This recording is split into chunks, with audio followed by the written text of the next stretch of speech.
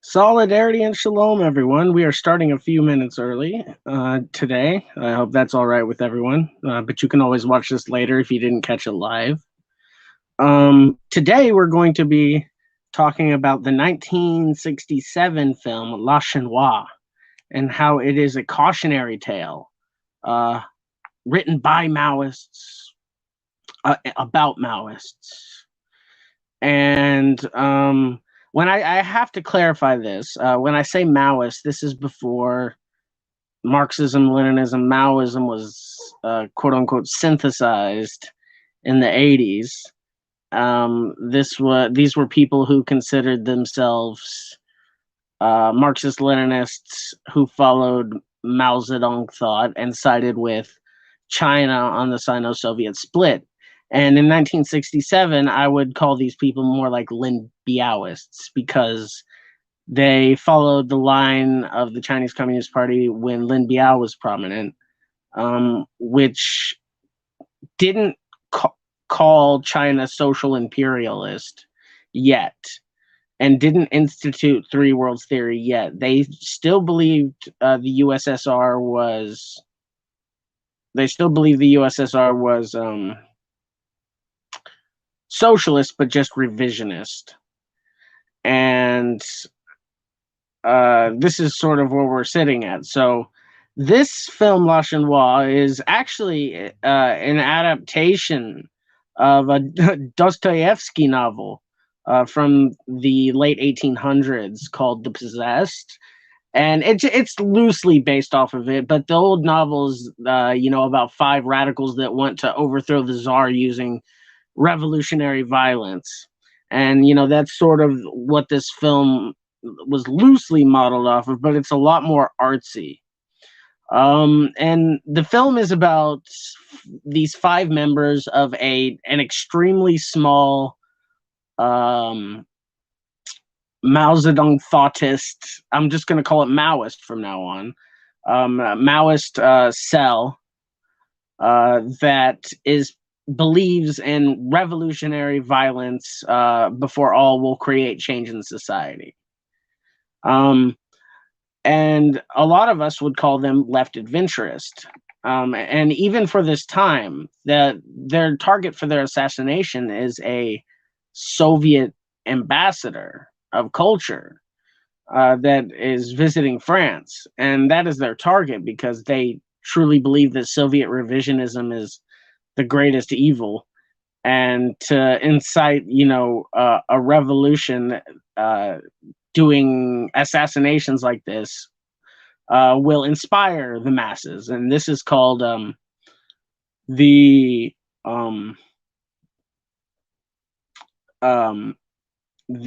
propaganda of the deed.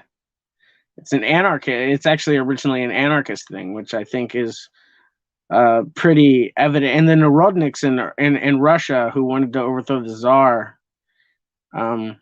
believed in the propaganda of the deed. So you can really see this coming through into the novel. And so this small clique of Maoists are actually, not run of the mill Maoists. They are actually extremely ultra left and extremely left adventurous. They believe revolutionary violence above all, and they believe that their version of what they considered Marxism Leninism was correct. And so you can see in this film, it's actually a really good film. They bring in real revolutionaries from the time. Like there's one scene with a black student named Omar, who actually really was a Senegalese revolutionary during that time. And the infamous train scene before the end of the film, the final dialogue scene before the end of the film, that professor was a former left adventurist who was doing terroristic acts to help the Algerian War of Liberation. So it was directed and written by someone who at the time considered themselves a Maoist. They brought in real Maoist revolutionaries along with the actors who obviously had leftist sympathies. So it was really a project um, done by Maoists. But you can see some problems start to arise. For example, Veronique, uh, Veronique, who is one of the main characters, she's one of the more dominant forces inside the clique. She comes from like the bourgeois background. She doesn't actually have to be there. She has all the money in the world, but each person within the clique has a different background, and one is a working woman who has to sell herself on the side just to make enough money, and she also does like all the dishes around the place. She's very lumpen. And then you have the classic working class student, and then you have but it's really a lot of lumpenized people and students that are in this group. It's a collection of students, but there is a lot of bad that comes out of being in this small isolated group. They think they're correct. They have these really wonderful dialectic conversations, and they do it in the style of Maoist at the time of the Cultural Revolution by doing struggle sessions and Marxist education circles, and it's really really cool. And critique and self critique and struggle on two fronts. And it's really really interesting to see all these radical ideas that were coming out of China at the time trying to be emulated by these French and their small isolated group of 5 people. And you see a power dynamic start to come about. There's a lot of great artsy scenes, especially the anti-imperialist scenes between Yvonne, who is the working woman, and Guillaume, who is the strong male figure in this movie, played by Jean-Pierre Léaud. And they do these like skits against American imperialism in Vietnam and other places, and they're really cool. And you have all these really interesting scenes, but in the back of your mind, you feel like there's something wrong here. These people have a very strange and unhealthy relationship with each other, and they're constantly in conflict with each other because of the nature of what they're doing. And at one point, this one character, Kirillov, the only one who's actually named after someone from the original book, is this. He's like this. He's like this super depressed nihilist, like something you wouldn't expect in a revolutionary circle.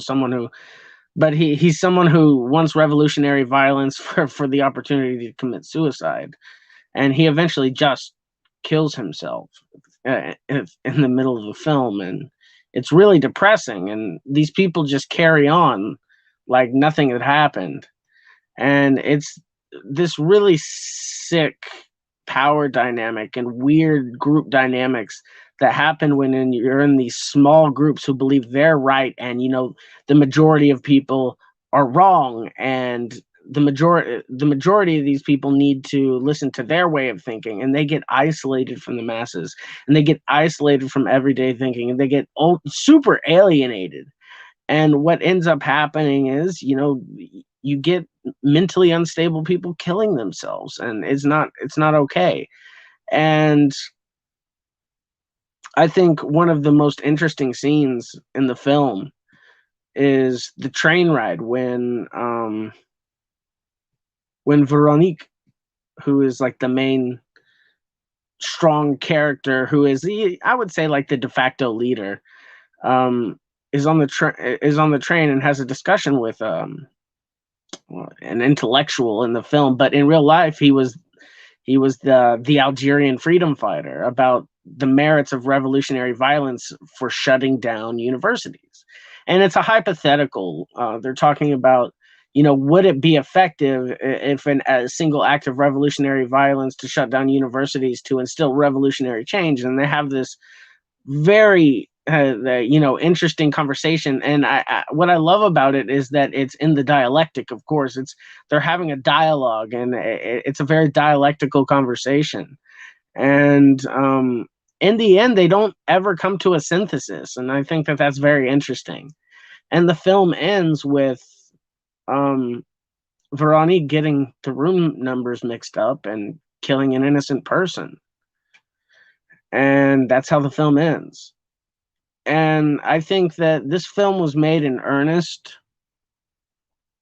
by Maoists who probably saw this happening to their comrades, saw them isolating themselves in these small groups and not being mentally okay and calling for this left adventurism that isn't truly going to make any change. The propaganda of the deed has long been disproven. And it shows, and it's really a cautionary tale against what happened when these young people get high on revolution and they isolate themselves and they have this bubble of confirmation bias where and tension, and it's sad. Really, it's sad because one of the characters who got out, who was condemned, and even in the book this character is set on their assassination list, but in the movie he's not. And he goes and he joins the French Communist Party again, and they say he slides back into Soviet revisionism, and it all is instigated by him defending a cartoon. He's defending a cartoon, and all these and the group just jumped on him, with this weird group dynamic where, oh, you don't agree with the group, and they jumped on him and they abused him and he left. And he went back to the normal Communist Party and the normal communist movement. And he wasn't a part of that horrible assassination attempt against a socialist diplomat. This is what happens when you put yourself in small, isolated groups. This is what happens when you believe that your pure revolutionary ideology is more correct than others. It can lead to the most detrimental effects, and it's always a dead end. If you're disconnected from the masses, then you're never going to be able to do what needs to be done. Because our politics flow from the masses, and you can talk about it. You can be as dialectical as you want. But if it's just you and 5 friends who think you're right and everyone else is wrong, then you're really missing the plot here. You need to get your head out of the sand and back into the streets. Go, as corny as it sounds, go touch grass, go amongst the masses, or you will end up believing in this strange dogma that you and your small group have built for yourself. And you're never, ever going to be able to break out of it unless something terribly violent happens or everything just falls apart.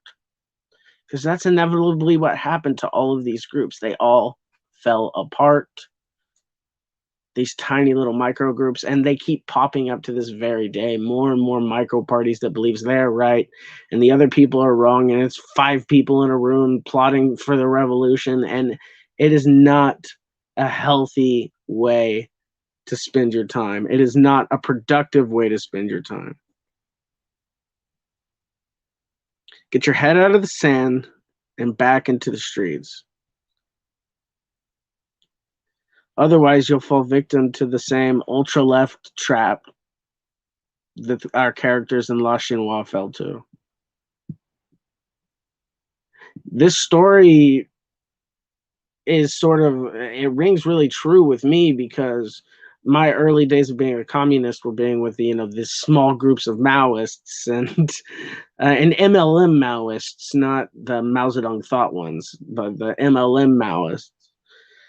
And we believe that, marching in the streets with masks on our face and guns in our hand, we're going to inspire the people to follow us. And all it did was alienate people from us.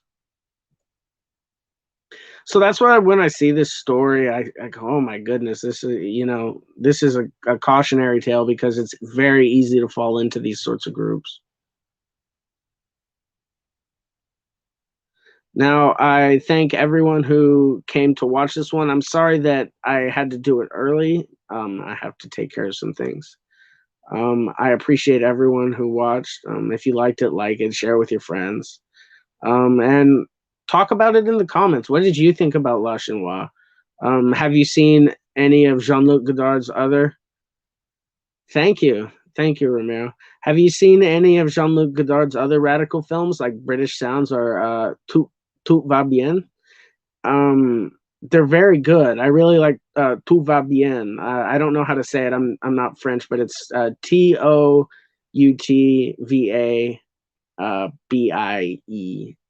Tout va bien, and it's very good.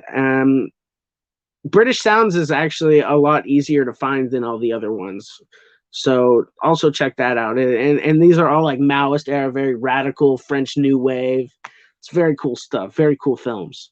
And I suggest everyone check them out because a lot of the time they feature real revolutionaries and of the era and stuff. And it's really neat to see how these people thought and what they had to say.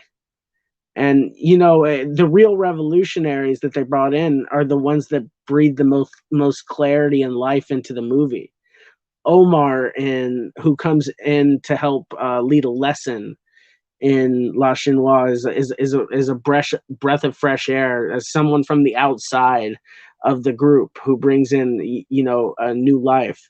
Whenever she's on the train in the real world talking to a real person, that former revolutionary in real life breathes this sort of freshness and clarity to the situation. It's very interesting to see.